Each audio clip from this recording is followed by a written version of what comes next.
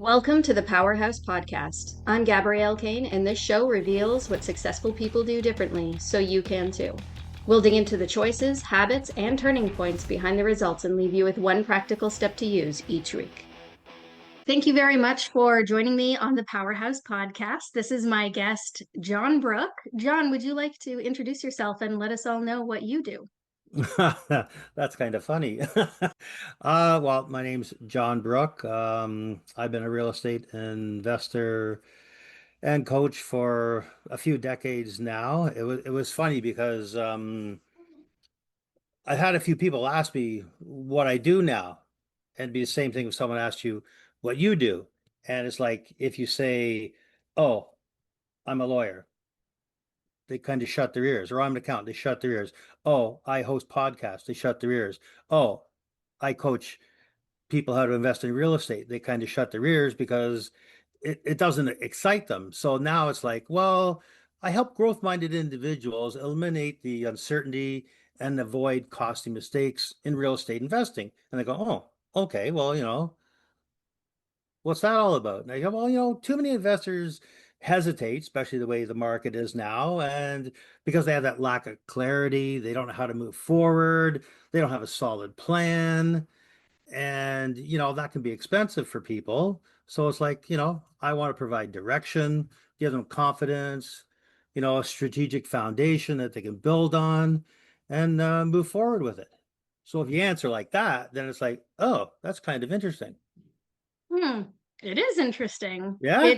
It's not just a real estate investor because if I'm not doing it, I have no idea what that is. And a lot of people think, do you need a license to do that? Because they automatically think you're an agent or a broker, right? Yeah. But you Yeah. answer that question immediately and nip it in the Yeah. bud. So you're Yeah. So direct. it's just a different perspective and a way to answer someone. You can say, oh, this is what I'm doing. And then it's like, well, oh, it's just not just a title. It's gives them a little synopsis of what you're about and that. And you mentioned, licensing and that. It's funny because I've been doing this for a long time and I have had some training and everything. Um, and I see other people out there that I've helped, and all of a sudden they're a specialist in something. And it's like, holy moly, how did they do that? In such a short time frame. And do they have the proper qualifications? Do they even have the proper insurance to cover stuff? Like when I did home inspection, that was a thing. You'd always find these fly by night guys because there's only two provinces in the country, in Canada, where you have to be a licensed home inspector. So there's certain qualifications you need, but the others you don't. So, I'd go in and I'd say, well, this is how much I need to charge. By the time I put the brakes on when I go to the person's house, and then you get these other guys go, oh, I'm charging this, and people go with that, not realizing that they're not qualified, they don't have the proper insurance, they don't have the proper tools, but they're cheap. And that's sometimes what people go for. It's oh, that person's cheap. So you're not getting the same quality of information, coaching, service, whatever, you know? Hmm. So you used to be a home inspector. Yeah, I did that for about a decade. Like we were talking before, there's lots of things I've done over time. Always, I've been an entrepreneur and done so many things over the years. My wife is like an angel, so she's always backed me up on everything. It's like, yeah, we'll do this together because we're a team, everything's together. So she's backed me up on that. I just started out in manufacturing and tool and die and here in Peterborough at General Electric, a long time ago now. And then Was that sorry, was that fresh out of school that you did that? yeah, right out of college. Took engineering drafting and that in school, so I learned a lot about well, that covered a lot of stuff, not just, industrial. It was homes and everything else with that What as made far as you what made you want to do that? oh God, when you're young and you're a kid, you don't know what you really want to do. And I've always been like a hands-on person, so it just seemed to make sense. Well, if you want to be hands-on, then you should learn how things work and how things are designed. And Do the trades, right? yeah, yeah. Unfortunately, I got into one where you needed to have expensive machinery. I should have got into electrical or plumbing or HVAC or refrigeration, where all I needed was a handful of tools and away I went. Oh goodness, you didn't do your research. That's it. Did you That's like it. doing it though? Was it fun? Oh yeah, it was amazing. It was very tight tolerances and stuff, and it was very cool. Very cool. Because So at if the you end of loved the day, it, you have a finished product. I love it when I can make something and I got a finished product I can look at. what did you That's make? just what I need. Okay. Yeah, that Yeah. so that sense of accomplishment, something Yeah. that you created with your own hands and you can look back and see something tangible. Yeah. Yeah. I still do it. Like I still do everything. I do flooring, tiling, roofing, framing, electrical, plumbing. I still do it all. But now with the coaching, that sense of accomplishment is, well, here, I helped this person move forward.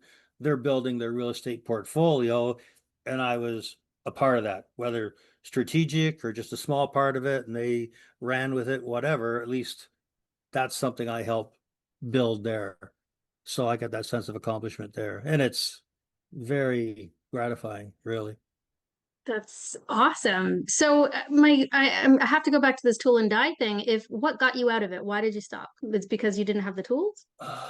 No, no, no. I did that for a long time. Then I got into heat treating, where it's all metallurgy, where steels are heat treated in furnaces, and learned that business. So it was making stuff with the steel, and then it was learning how steel's made, how it's hardened, and everything there. So it's still all in manufacturing.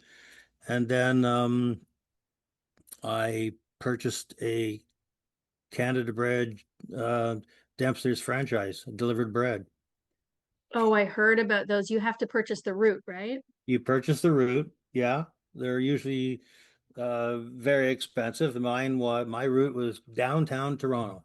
I drove a 5-ton truck downtown Toronto for almost 10 years. Oh, that would be a really expensive root. Well, it was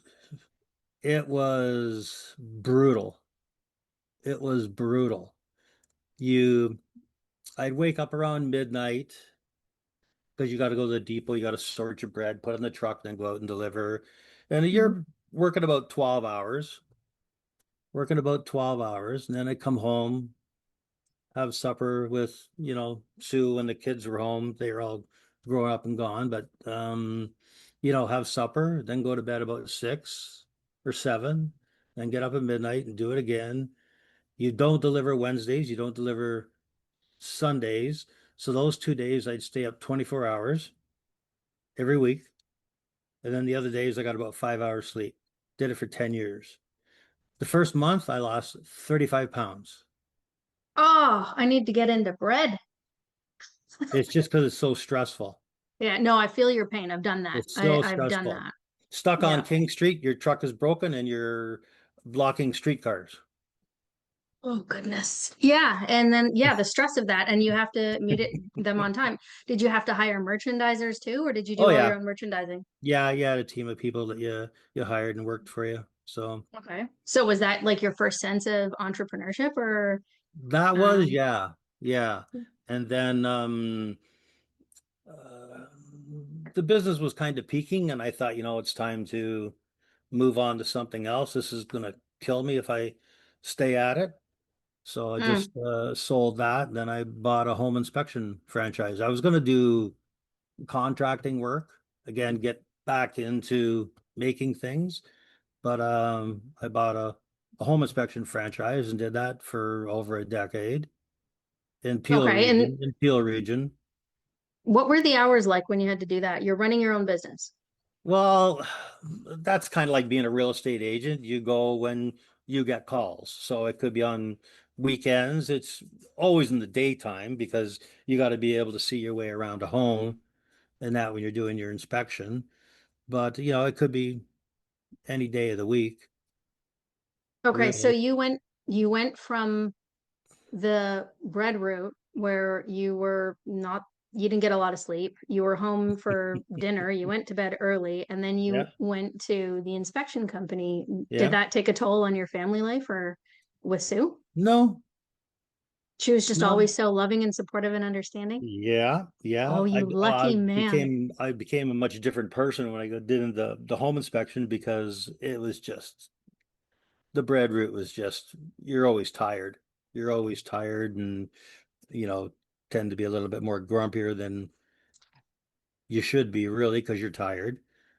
Yeah, your fuse is short. So, You didn't have but the that you opportunity walk to in, yeah, but you spread walk your into and you got a full business ready to go. You make mm. money right from day one. Where when you go in the home inspection, no, you got to build up your clientele. And I was actually very good at that, building up my clientele. And I had a few little tricks that I used and things to get people interested in me. And again, it was just all about really showing people you're capable of doing the job. Because it's a funny thing in when you're trying to teach people things. You can know your job inside and out, front to back, everything, and be very, very good at it. But when you're trying to teach it to somebody, if you can't articulate it properly to them, then you're dead in the water. And it's the same with the home inspection, because you can't scare people, but you got to let them know the condition of the property they're looking at without scaring them. And people get scared by the slightest little thing. I had this woman, she almost didn't buy a house because I mentioned that the gutters needed cleaning. Oh, she really didn't understand I had the no depth of clue. what you were No saying. clue. Yeah. So you really have to be careful about how you word things to people. And then Mm, you got to be able to explain it to them properly so that they understand and make sure they understand. And it's the same with coaching and that too.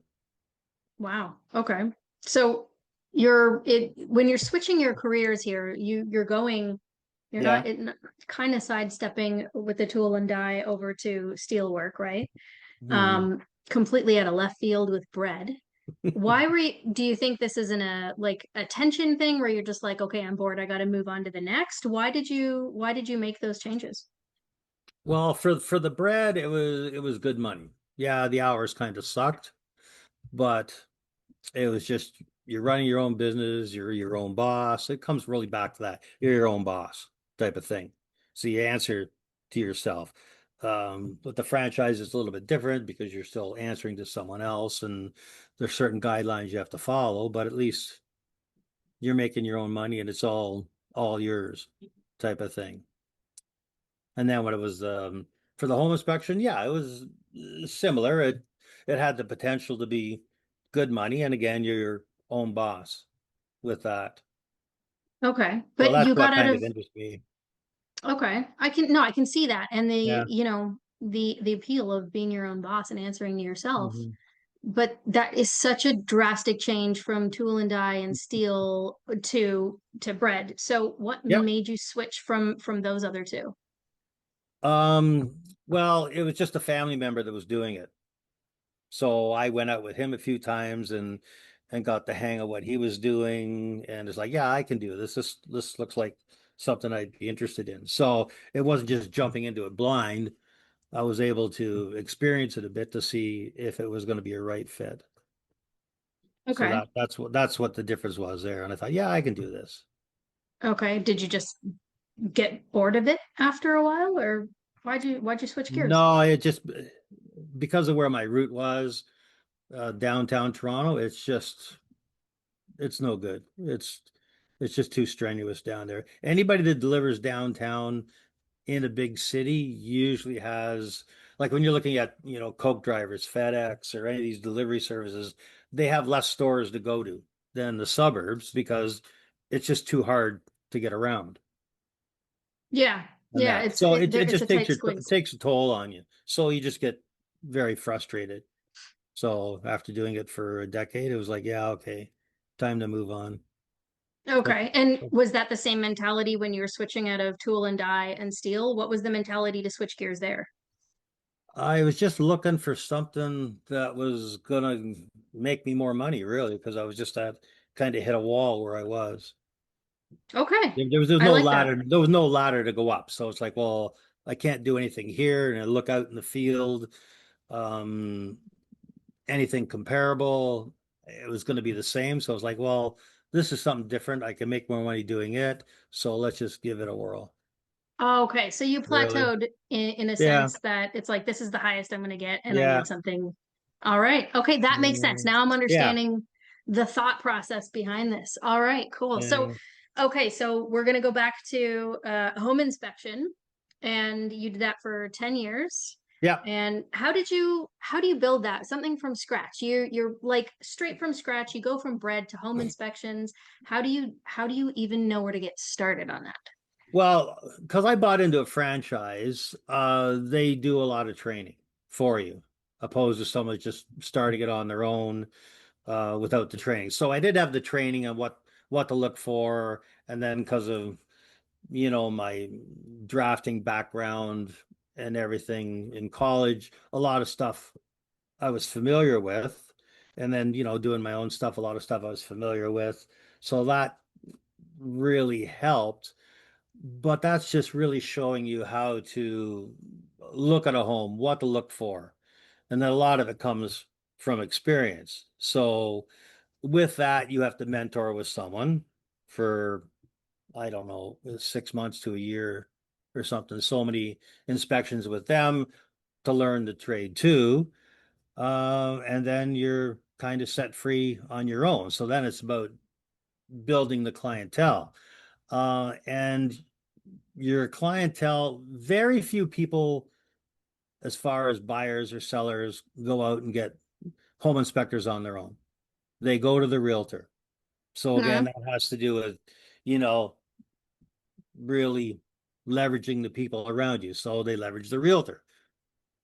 You know, who can I get to help me fix this? Who can I get for a home inspector? Who can I get for a lawyer? Who can I get for, a contractor to help me do stuff? So they leverage their real estate agents. So that's who you have to sell yourself to.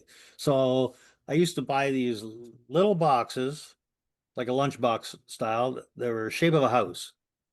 And then I would put some water in there, chocolate bar, my marketing material, and I'd go to open houses Saturday and Sunday. I'd hit about half a dozen to a dozen every day and just go in there and introduce myself. I so say, well, I just come to say hi. I market in this area. This is where I do my inspections, and we hadn't met, so I just wanted to meet them. I said, well, I know you may be hungry or thirsty, and you can't raid the refrigerator, so I brought you some stuff. And we have a little Genius. conversation.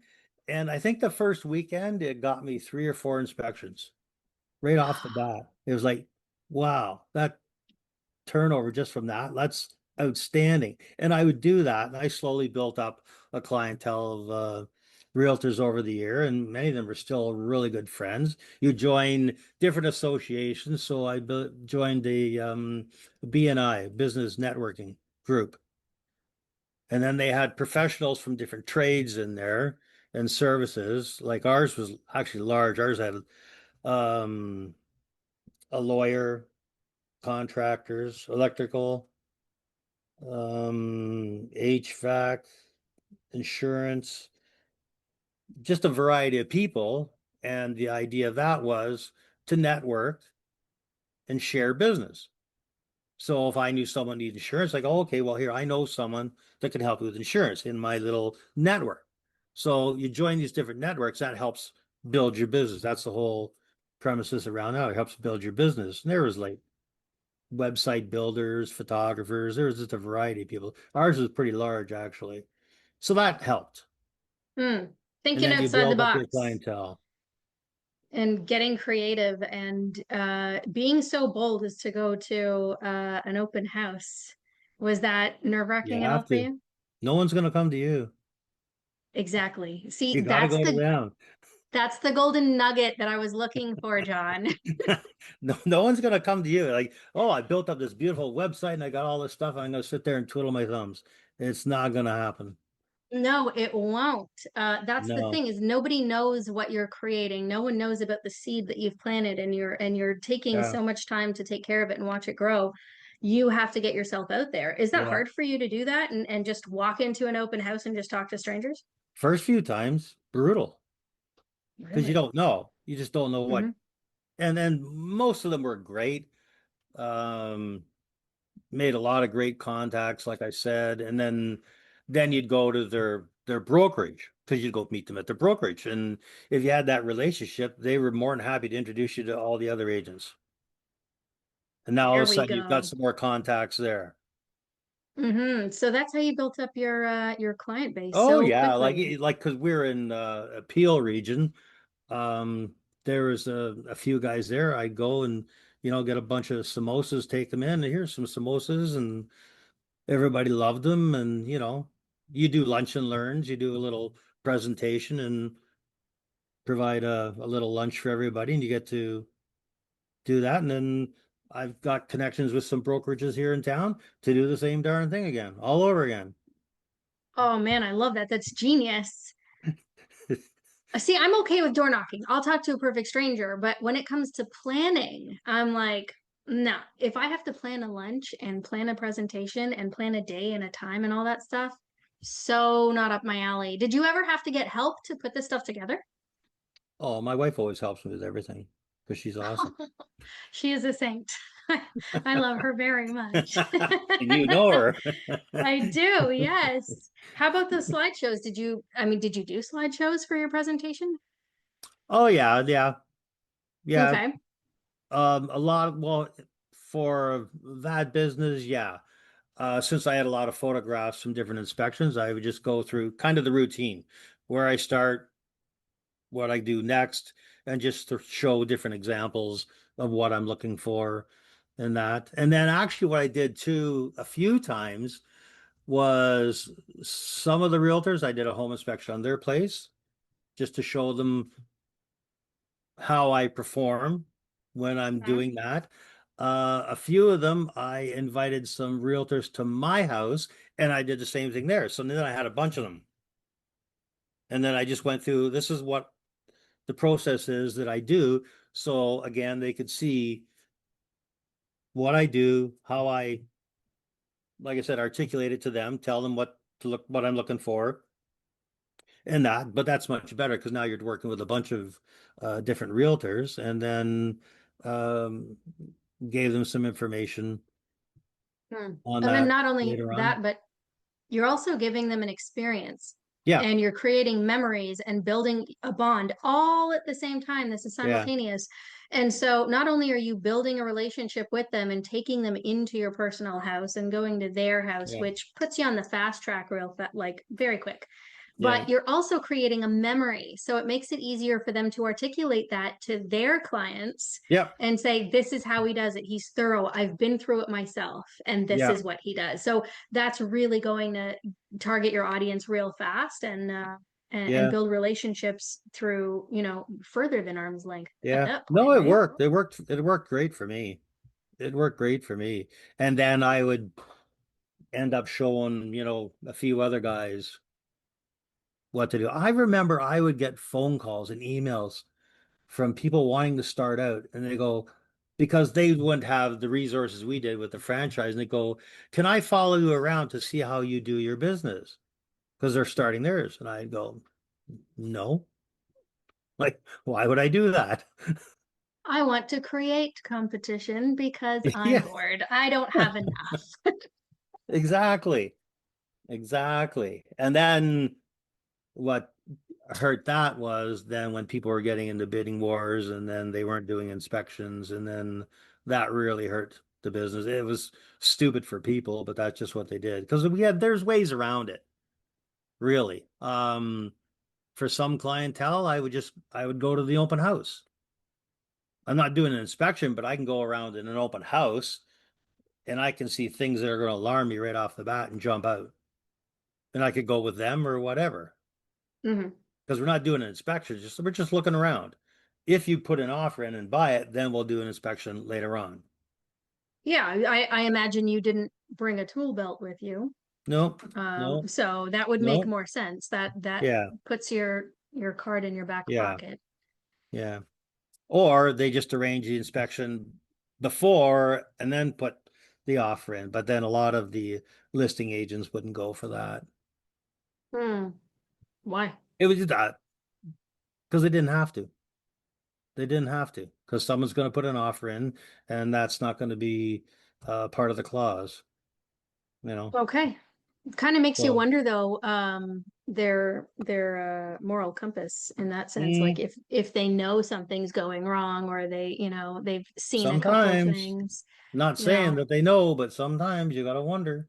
sometimes that's what I'm saying. Not that they know, but you gotta wonder, like it can't be 100% of the Yeah, time naivety going on over there. yeah, So you did that, and it sounds like you were very successful, and you have an amazing supportive circle around you.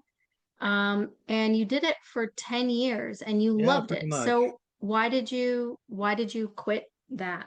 Okay, so like I said, the business kind of dried up because everybody's just putting offers in and they don't have home inspections in the clause. So that really hurt. And then there was an real estate education firm in Canada that was looking for some coaches. So I know my way around a property. That's a value add when you're trying to coach people into buying income properties. Well, I know my way around a house and can help them when it comes to purchasing an income property. So I applied there and then they hired me and then I started coaching and then we moved from Peel region to Peterborough and I wasn't going to start that home inspection business all over again, because you got to build those relationships with realtors. And it was like, that takes time. That takes a year to do that. It's like, yeah, I'm not doing that all over again. So I started coaching with this national firm, and that I did for just over 10 years until last December. So that seems to And be your threshold, huh? 10 years? get bored. No, not necessarily. But here I am starting out on my own, doing the same thing I've been doing, but now I'm coaching people on my own. So I have my own criteria. I don't have to meet someone else's standards. I set mine a little bit differently, a little bit higher, and I can do things the way I want now, which On is your good. own terms, which Yeah. is, yeah, If someone needs me absolutely. as a mentor, then I could be a mentor. Because I was looking that up, the difference between, a coach, a consultant, and a mentor. Because, like, okay, well, what do I say I'm doing? And it's like they all really overlap. It's like, well, I do a little bit of that, but I do a little bit of that, and I do a little bit of that. Where before the mentoring is more hands-on, and people want that, which I didn't provide before because that was just the rules. But now, if someone wants me to mentor them, like really hold hands with them, I can do that. Mm. Like And okay. it may be not ideal because they may not be in Ontario. I don't know. They may not be around the corner. They could be hours away. But at least if that's what they want, then I can offer that service now. So it's not just, talking like this digitally or on the phone. I can help Hmm. them that So do way. you do you visit them in person, or is it I do will. you I do haven't had anybody request it yet, but I'll put okay. it out there for sure. It's out there. Okay. So you must have really enjoyed what you did for the other firm then when you were coaching to continue on in your own direction, right? It was like finding out what you love to do really later in life, which sucks because it took so long. But it was funny because back in the tool and die days, there was an when I was learning the apprenticeship there, whatever I did, I was always teaching people or training people. When it was the tool and die stuff, someone new would come in. For some reason, I was the one that was asked to teach them, train them how to do stuff. Then when it was the bread business, there was software we used on these little handheld devices, and that they got new software. John, can you teach people? You learn how to use it, and you teach them. You get people that would buy a franchise, they don't know what they're doing. You have to go through a training process. John, can you teach them how to do this? And then Did you enjoy that?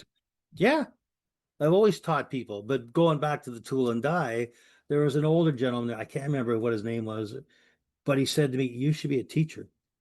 He says, "You got the skills to be a teacher." And I thought, nah, I can't do that.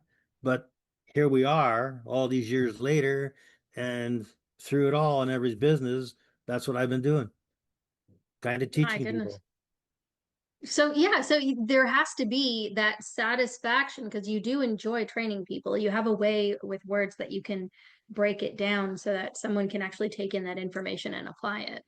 Yeah. And then you remove the rules, restrictions. So working for someone, how would you compare? Actually, that's where I want to go with this. How do you compare side by side? Because now you have two examples. You've got one company coaching and you've got your own Yeah. company coaching. What's the difference between working for someone doing what you love, but working for yourself doing what you love? Well, I guess with them, I have their documents, their things that I'm supposed to use, and nothing else of my own. The thing was, most of the documents they have, I created because that's what you do. You create documents and everybody kind of uses that. Well, now I can use my own at my own discretion. Um, I can talk to people differently because there'll be guidelines and restrictions that you can and can't use. And now it's like, well, I'm a little bit more open. I can talk to people differently now. In some cases, if I want to curse and swear, I can. Before I wasn't really supposed to, but it may slip out. Fuck. But Those fucking restrictions. yeah, but the things that are very common are I still don't tell people what to invest in, That's key. to invest or not invest. That's always up to them. That's their discretion. I just let them know what the risks are. Teach them how to analyze something so that they understand the risks better. And that's the whole thing too, because especially now the way things are in the market now, and you tell people, oh, you can make money and you can do very well investing in real estate, and then they just kind of lose it. Oh my God, the real estate market is crashing. Like you can't invest in real estate, you'll lose your shirt. But it's just because they don't understand it. So once you teach them how to understand it, how to understand what the risks are, then they can mitigate those risks. Yeah, everything's risky. I could step outside, get hit by a car. Everything's risky. Mhm. There's always a risk involved, but if you know what it is, then you can mitigate that risk. So the likelihood of something bad happening to you is less. So essentially, you're teaching people so that they can make educated decisions Yeah. on what's best for them in their unique situation to move Yeah. forward. Is that Yeah. correct? Yeah. Like everything. And working Yeah. for yourself, you've now removed those restrictions. Yeah. Yeah. There's still guidelines you'll follow because it's common sense. Mm. And yeah, there's still liability you have to be concerned about, but Are you intimidated by any of those changes at all? no, no, it'll be fine. I'll do just fine because I always do. See, I always do just that's fine. so important for people who are entrepreneurs who want to be entrepreneurs, who want to get off that hamster wheel, so to speak, right? And they want to stop working for someone else and start Hmm. something on their own.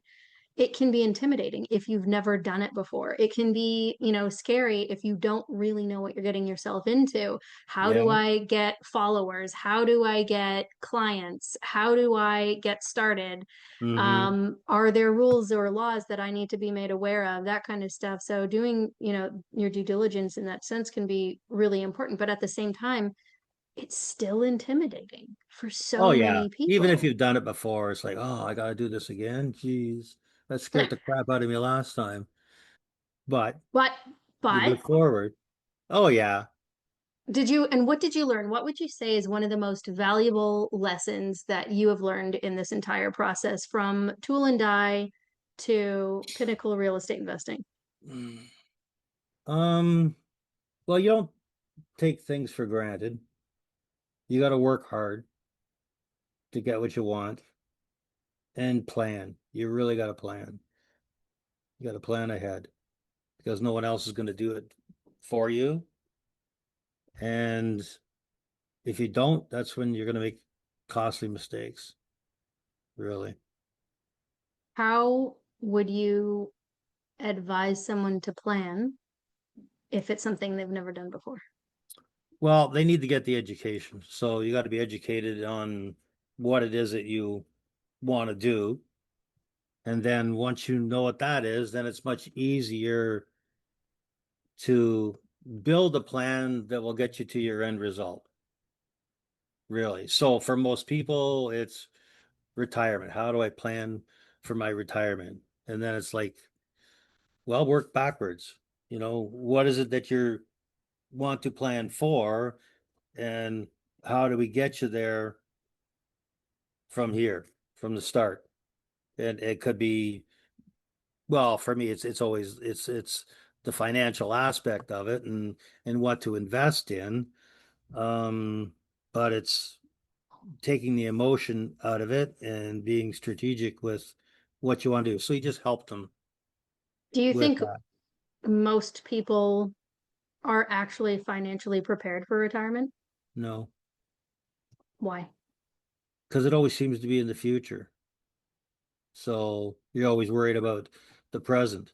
It was funny because going back to when I was a kid, I had some friends when we were, I guess, late teens or whatever. And the one girl said, "Oh, her brother's buying real estate. You should buy real estate." Of course, I'm a 19 or 18 or something. It's like, what the hell do I want to do that for? Like, I don't understand that. And then when I worked at GE, there was a guy there that's passed now, and he was into RSPs. You got to plan ahead, buy RSPs now. And again, I was thinking, what the hell for? And either one of them back then would have set me or anybody else up better for when they get older. Yeah, Either because one. it's like 50 years away. I mean, Yeah. that's never gonna come, right? That's 50 Well, years. it, That's it's forever just, away. and then, you have kids. It's like, well, there's no money because there's kids.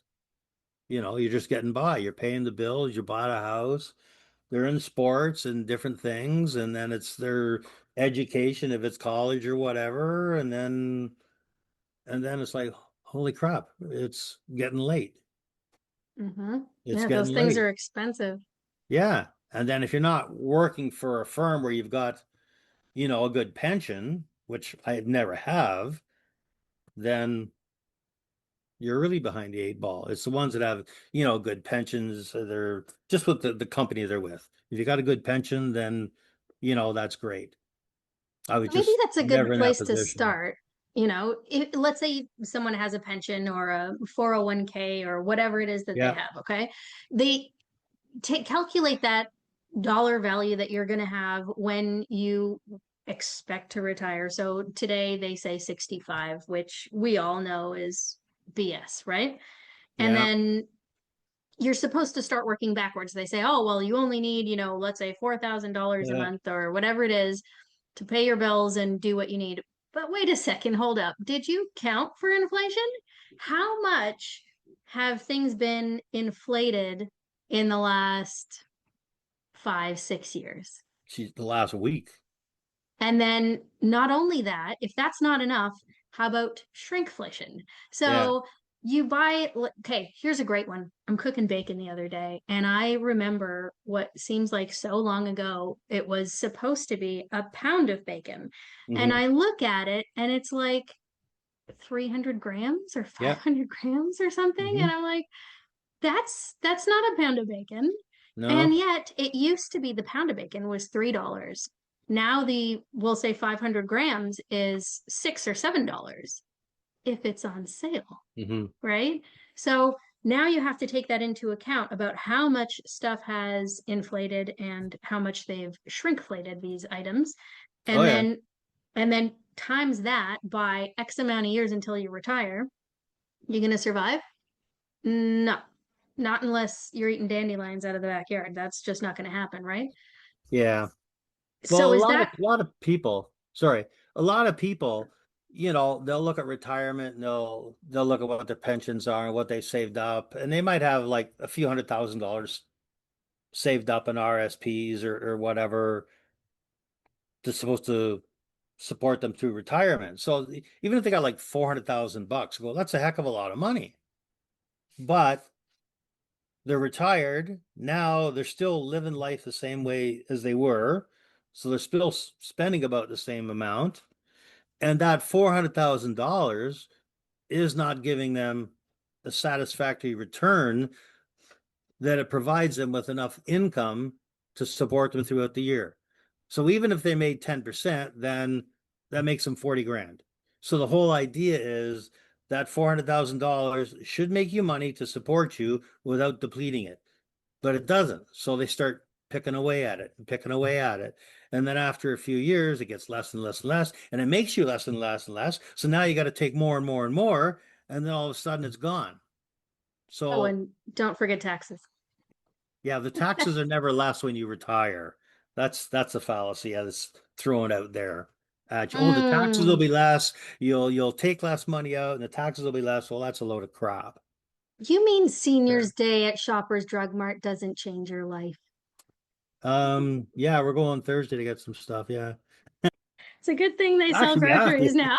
Yeah, but Oh, no. goodness. So the money gets depleted. So if I can help people sustain that wealth that they had, so it supports them through the retirement until they have to pull from it, Mm. then that's great. That's the whole thing. So, how do you start this? What's this whole process? Someone is like, okay, you know what? I just have this feeling like I'm not prepared. I need to talk to someone to make sure that I've got my footing straight. Do they just call you? Like, how does that work? Well, if I know I'm out there, then yeah, I can do like a free consult with them and then just see what it is they're looking for. And then I can tell them how I can help them, the different investing streams that are out there, whether it's investing in some private lending or investing in REITs or land development, or if it's just buying income properties. And depending where you are in life, there's different things that are better suited for you. Like for my age, like we liquidated everything because I don't want properties. I don't want to have to wait 5 years to refinance the property to pull equity out of it. Like, why? That's just ridiculous. But if Hmm. I'm young, that's fine. I need Yeah. cash flow now to support us now. I need cash flow. That's it. Like to for the long-term growth, well, I'm not waiting long term. That's when I'm younger. So when you're younger, and it's like, okay, well, what do I do? Well, you're looking at long-term growth. So these types of investments are better suited for you for long-term growth because you don't need cash flow now. You both have a job, you're doing well. You don't need to put yourself in a higher tax bracket. You're looking for long-term growth. So later on down the year, you can pull that equity out or that will support you type of thing. Where when people are near the retirement age, they got to look at things differently just because where they are in life and what they need out of their investments is going to be different. So if I'm going to have a conversation with you about my future and what I'm Mm-hmm. planning, I'm 43, so I'm like mid-range, I guess. Mm-hmm. How long is it going to take for you and me to sit down and discover a plan and how to move forward? Well, we can cover a lot in the first 45 minutes, and then depending on what investing streams you want to look at, then we'll do specific sessions on those.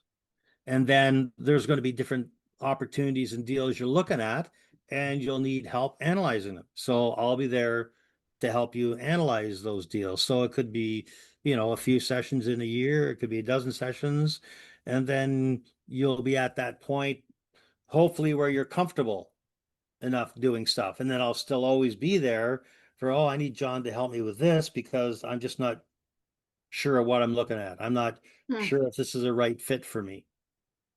So again, I'm not going to tell them if it's the right fit, but I can show them the alternatives. If you do it, this is what could happen. If you don't do it, this is what could happen. So it could be a few sessions or Just it could depends be a on where dozen. you are in your experience Yeah. level, right? Yeah. Okay, so speaking of experience, you said that you liquidated your portfolio. Hmm. And so you did real estate investing and built your own portfolio. And what has that done for you in your life? What's it helped? Where has it helped you get? Um, well, we like to travel, so it's certainly helped with traveling. How And many times do you travel a year? a couple of times we have been, because we just spent a month in Mexico in February, and then we've been to Italy a few times because Sue's got family there, so we like to go over there and visit them. And that seems to be the two places we focus on. And I we've been think you went to fortunate enough Mexico to, not long before that, right? Was it Mexico or Jamaica? no, Mexico. We're Mexico, just okay. down there in February, yeah. Well, I'm asking because I mean that kind of sounds very appealing to me. So I'm like, wait a Well, second. So if I get into this, well, you then can, I yeah, can for travel sure. too. So, well, what I like to tell people is like, well, because they go, oh, doesn't that cost a lot? I go, well, it didn't cost me a thing. I go, Huh? well, yeah, exactly. How did it not cost you anything? I go, well, an investment paid for it. An investment matured. I took that money and we went on this trip. So I didn't have to work for it. You worked for it, Well, the money worked for me. so you make your money work for you. Yeah. Look at it that way. The money work. I There didn't have we to do it. go. What I just signed a couple of documents. There you go. And then it Can you works. teach me And that too? sure. You can, okay, so my dream, for example, off the top of my head is I want my money to make me money Yeah, and I want it to do it while I sleep. Can you teach me to do that? exactly. Yes. And then when I'm not sleeping, I'm traveling. Sure.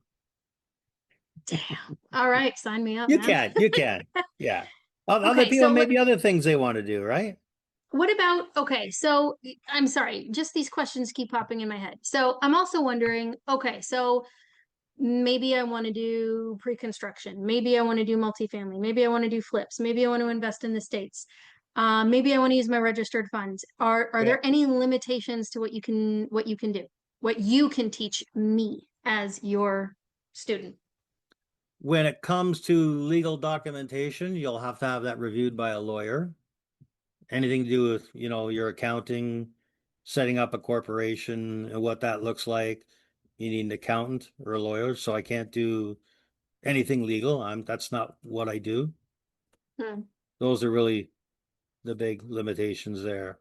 Anything legal, you have to hire a legal expert on that. Like I get a lot of documents for some investments that may be two, 400 pages long. I have a pretty good idea what it says, but if I really want to know the meat and There's potatoes lawyers for of it, I that. got to give it to a lawyer. Here, tell me what this Hmm. really says because I don't understand it. And you pay for their services. It's the same as if I wanted to invest in crypto. I have no idea how to do that. So I would have to pay someone to do that because that's their expertise. I have my expertise in teaching people in how to invest in real estate and different investing streams and how to mitigate risk and what they should look for and how that will build their future. But when it comes to legal stuff, you got to go to the experts for that. That's not me. Hmm. And if Okay. anybody says they are, they're lying. They're not. Okay. Yeah, I just want to know that whatever avenue it is that I choose to pursue, I want to know if you are able to teach all those different streams of investing, right? Yeah. Well, as far as But different investing streams, yeah, I can show you the basics there. And then, like I said, anything legal has got to be looked at by someone else. But, that makes sense. even Uh, when it comes to income properties, I can help you with, looking at the properties. How do you analyze the market to make sure it's not just the property, it's the market it's in. And then what you can do to it that will give you the best return on your investment. I can teach people how to do that. Like that's the like basis searching for because they don't know. your tenant profile kind of deal. Yeah, that too. Yeah. Okay. How Yeah. long have you been doing this real estate investing? Our first income property was 87. We suited our home, did the basement. It was a walkout basement, and we had students in there. So for 39 a number of years. years. For a number of years, we had students in there. It was funny because actually Sue's still friends with a couple of the girls that we had in there. Still chats with them on Facebook and that every now and then. But they were going to college to learn sign language. So because they teach sign language and that way they can communicate with deaf people. And so all their friends that came over were pretty much deaf. Deaf people are the loudest people in the world because they yell at each other. I didn't think of that. Oh my, they would tell us, no, these people are loud because they could partially hear a lot of them. So they yell at each other. It's like, yeah, they Mm, sure do. I did not even It was think about funny. that. Yeah, I didn't expect that either. So yeah, they'd be downstairs yelling, but it was fun. They're a good bunch of kids. Yeah, that's awesome. So you can do student rentals too. So Yeah, yeah, that's we did student rentals for quite a while, and then it was just other people in and out, and then got into the passive investing in, mortgage investing and um, different land development deals and things. The stuff I don't have to do anything.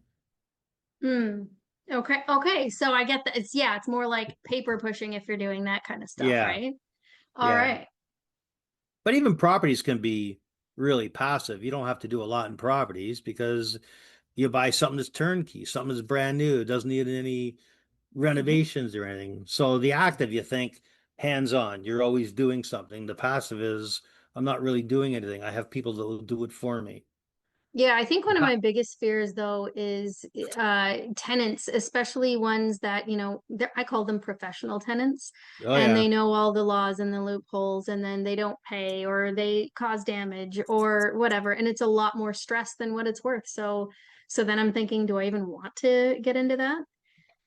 Well, yeah, that's just it. Like I can teach people how to mitigate the risk, but a lot of these people are professionals. They know what they're doing. They get in there and then they cause trouble.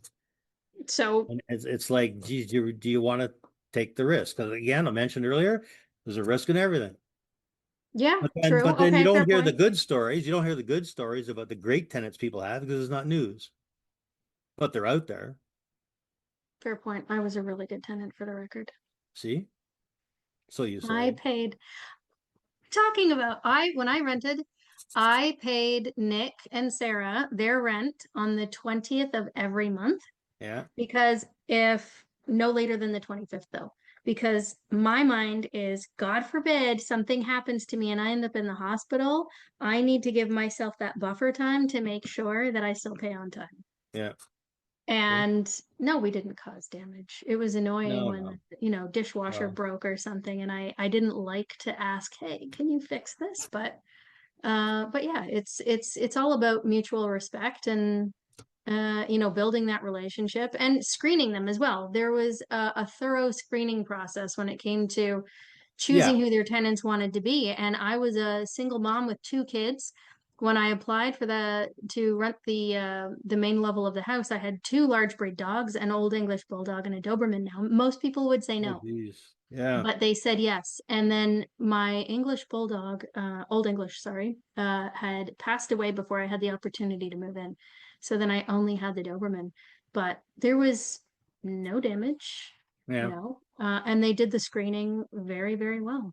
They knew how to interview. See? So yeah, I guess that's something Helps. that Well, you yeah, have to yeah. learn, right? Yeah. You teach people how to do that again, just to mitigate the risk. And Hmm. then in most cases, people don't have problems, really. So I want to like for people who want to do their research, sorry. Do you have a website? Do you have some stuff that I can look up online that our listeners can look up? Yes. Um, Pinnacle Real Estate Investing.ca. Everything's there. My Okay. services, different investment strategies, little blog about different things going on in the real estate market and that. Okay. Lots of testimonials from people I've helped, which is really nice. I had Mm, someone send me a beautiful one the other day. Um, and I said, "Oh, this is really nice." And she says, "Well, it comes right from the heart." And I was like, "Oh, that's so nice."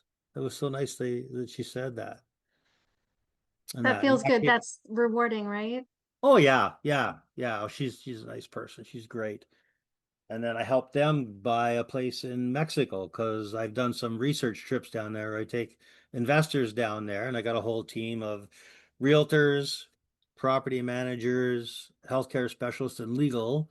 So anybody interested in purchasing an income property, vacation rental down there in Bucerias, Mexico, just north of Puerto Vallarta, then there's a whole team there that can help them. I've had two people buy properties, and a third is probably going to. They're just in the middle now of working out some deals and looking at some properties. They've been down there twice. I think they're going down a third time to look at properties. Wow. So this particular person, they bought a condo down there, and they are tickled pink. They just love it. They just love So it. you do hold handing too, where if someone Yeah. doesn't have that level of confidence or comfortability, and I say, I want you to hold my hand through this process because I'm scared and I've never done it, you'll do that. Yeah. Okay, that's pretty Yeah. amazing. And again, it helps to have that team. I always talk about building your team and that. Hmm. So I help them do that. One thing people have to be aware of though is because you'll get people, oh, I need to build my team because it always comes up. And they go, oh, I need a lawyer, an accountant, and this and that. And you go, what do you need them for? And I go, I don't know. I just know I got to build a team. They go, well, you don't need a lawyer until you need a lawyer. So don't book an appointment with a lawyer because he'll charge you to look at him.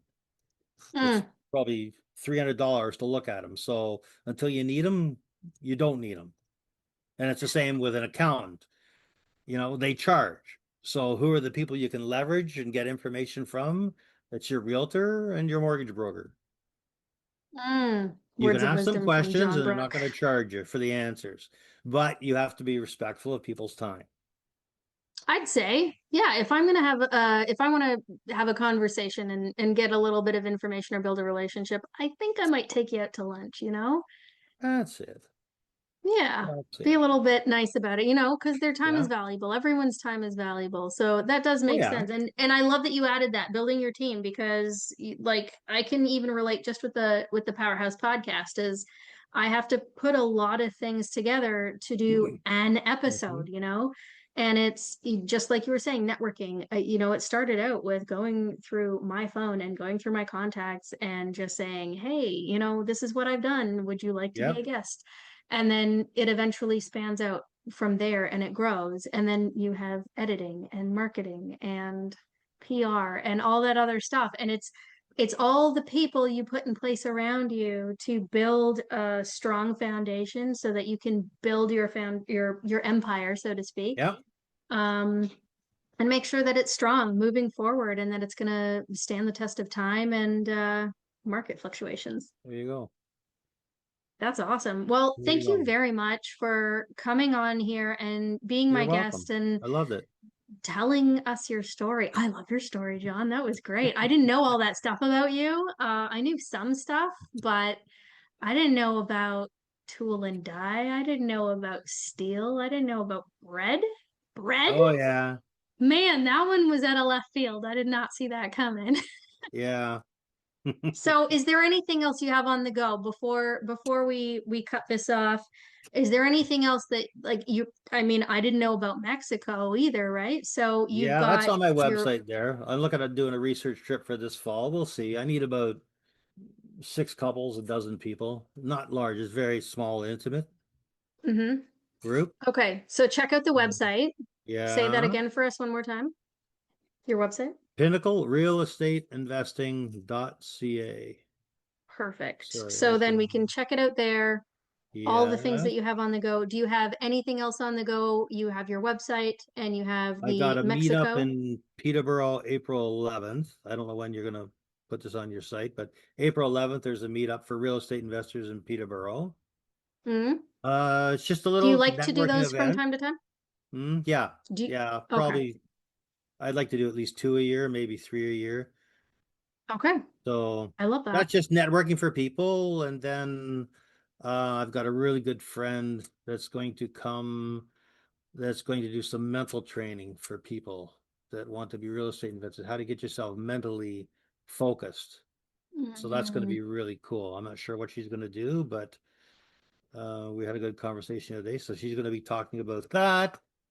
And then a mortgage broker friend of mine is going to be talking about uh, cash damming, which is the Smith maneuver. It's how to turn non-taxable interest payments into, sorry, taxable interest payments into non-taxable, so you can make some money there or save some money there. And then a realtor will talk about the market in the area and what people are looking for, if it's income properties or vacation properties or whatever. And then for people to network and just put themselves out there. And I'll have a little event, something going on. I don't know. I'll figure something else out for that. But yeah, just get people to love it. Yeah, those are my know favorite each things. other. Yeah. The live public in-person events. Not that the virtual ones are okay, but the in-person Hmm. events where I'm networking and I see people in front of me and I get that energy from them. It just that's what charges my energy, my Yeah. battery. It fills my cup and I can't get enough of it. I love Yeah. those. And that's what builds my network. That's what allowed me to go through my phone and say to people, Yeah. hey, I have a podcast or this is what I'm up to, or whatever it is that you're doing. So I think Hmm. networking is probably one of the biggest things in my opinion when you're an entrepreneur and you're building whatever business it is. It doesn't matter what you're doing. Networking to me is definitely up there among one of the top priorities. Yeah. I'm trying to move something. Get over here. All good. Well, I'm Okay, going to can I thank show you you two again. things? Can I show you two things? Yeah, for sure. So, oh, I can share. You can. Yep. Oh, I had a hot chick and a hot car. I got rid of the car and kept the chick. you're a smart man. Oh my goodness. Really? That's you and Sue? Yeah.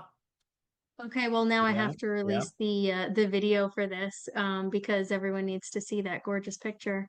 You guys look so smitten. And let me stop that because then this one's when we got down in Mexico, this was posted outside a restaurant and it was really cool. And now my friend that we took down with us, she framed it for me. So it is, well, you tell me what you think of it. Advice from the ocean. Be sure of yourself. Come out of your shell. Take time to coast. Avoid peer pressure. See life's beauty. Don't get tied down. Make waves. Cool, That's eh? pretty epic. I really like that. Thought you would. Yeah. Yeah. How did you meet, Sue? How did you guys meet? Oh, we camped across from each other for 10 years before we started dating and got married. Did you guys meet So, in school or something? so no, just camping together, camping in tents and stuff. You She so she you were camped camping and you came across a hot chick in a tent? kinda. Yeah. It was a family-run campground, so we went there every summer, and Sue and her family went there every summer, and that's where we met. Oh, okay. Now I see. Yes. 10 years. And and then we've been married for 45. Well, I guess the courting for 10 years was Hmm. worth it. I'm starting to see a little bit of a pattern with you, John. Yeah. 10 years, yeah. Well, you got really good tenure with her, so Yep, she decided to marry you. that's it. Yeah, Okay, yeah. so on the note Okay. of love and building the empire that you have, and Pinnacle, by the way, love the name for that. Yeah, we That's were top thinking tier, about right? something, and then the logo has kind of the mountains with the buildings in it, so help people to build that little empire. Yeah, Exactly. And yeah, Pinnacle is the best of the best of the yeah, best, right? yeah. Love it. Yeah, It's well suited cool. and it's really nice. And Cool. congratulations on your new company, John. I Thank love you. what you're doing. You're inspirational. For those listeners who don't know, John and I have briefly worked together in the past as well. And we've built a wonderful relationship together. And getting to know you, John, is absolutely amazing. I'm keeping you Thank and you. Sue close to me for sure. You guys are adorable. I love watching you guys online. I think you guys are out traveling more often than you're home from the looks of it. It just makes me so jealous in the most wonderful way, though. I mean it because look at what you've worked so hard. Yeah, yeah. You We want to try to. travel, and I mean, I am just joking when I say you travel that often. It just, Yeah. I think it's you've built an empire, and you're able to fulfill your dream. You're able to travel. You're able to help other people travel and fulfill their dreams. Take them down to Mexico or invest locally. It doesn't have to be in your own backyard if you don't want it to be. And you're teaching them, and I can see it in your eyes that you're feeding your soul at the same time. This is something that you're very, very passionate about. And I love and respect that so much. Thank you. And the fact that you took time to be on my podcast really means a lot to me. So thank you Well, you're very much. welcome. It was a pleasure. There's lots of fun. Oh, thanks. I loved it too. Okay. Okay. Until next time, this is Gabrielle Caine with John Brook on the PowerHaus Podcast. Thank you so much for joining us. Don't forget to like and subscribe. Follow me online at thepowerhouspodcast.com. This is the PowerHaus Podcast with Gabrielle Caine. Know someone who should be on the show? Email info@powerhouspodcast.com. Until next time, do one thing differently today.